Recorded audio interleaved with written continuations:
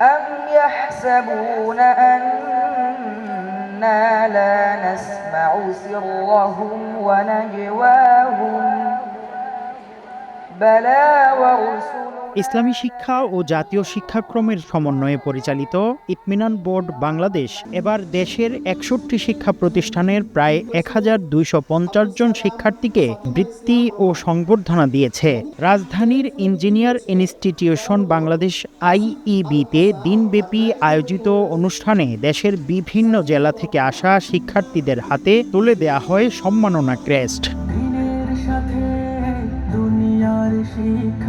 ২০১৪ সালে যাত্রা শুরু করা ইতমিনান বোর্ডের অধীনে বর্তমানে দেশের বিভিন্ন অঞ্চলে প্রায় ১,০০০ শিক্ষা প্রতিষ্ঠান পরিচালিত হচ্ছে। এসব প্রতিষ্ঠানে ধর্মীয় শিক্ষার পাশাপাশি জাতীয় শিক্ষাক্রম ভিত্তিক পাঠদান করা হয়। হাফেজ যারা হয় এবং মাদ্রাসার ছাত্রদের তাদের কাজ শুধুমাত্র ইমাম মুয়াজ্জিন হবে সেটা না। অনুষ্ঠানে প্রধান অতিথির বক্তব্যে প্রবাসী কল্যাণ ও বৈদেশিক কর্মসংস্থান প্রতিমন্ত্রী নুরুল হক নূর বলেন, মাদ্রাসা শিক্ষার্থীদের ভবিষ্যৎ শুধু ইমামতি বা খতিবের মধ্যে সীমাবদ্ধ নয়, যোগ্যতা ও দক্ষতার মাধ্যমে তারা রাষ্ট্রের গুরুত্বপূর্ণ দায়িত্বেও ভূমিকা রাখতে পারে। আমরা চাই যে আধুনিক শিক্ষা ব্যবস্থার সাথে মাদ্রাসার ছাত্ররাও যেন তাল মিলিয়ে এগিয়ে যেতে পারে, সমাজের রাষ্ট্রের গুরুত্বপূর্ণ জায়গাগুলোতে যেন তাদেরও প্রতিনিধিত্ব থাকুক। সেই জায়গা থেকে এই ধরনের উদ্যোগ একটা ভালো ভূমিকা রাখতে পারে। অনুষ্ঠানে বক্তব্য দেন ময়মনসিংহ ২ আসনের সংসদ সদস্য মুফতি মোহাম্মদুল্লাহ। তিনি বলেন, সময়ের চাহিদার সঙ্গে সামঞ্জস্য রেখে দ্বীনি ও আধুনিক শিক্ষার সমন্বয়ই ভবিষ্যৎ প্রজন্মকে আরো যোগ্য ও দক্ষ করে তুলবে।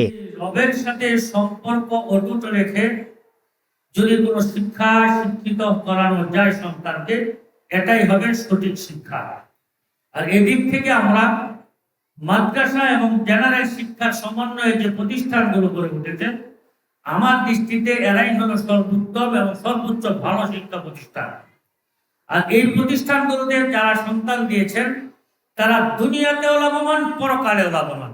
ইতমিনান বোর্ডের চেয়ারম্যান মাওলানা মুফতি মুসা খান জানান, ভবিষ্যতে আরও বেশি শিক্ষা প্রতিষ্ঠানকে বোর্ডের আওতায় আনা, প্রযুক্তি নির্ভর মূল্যায়ন ব্যবস্থা চালু এবং আন্তর্জাতিক মানের শিক্ষা কার্যক্রম সম্প্রসারণের পরিকল্পনা রয়েছে।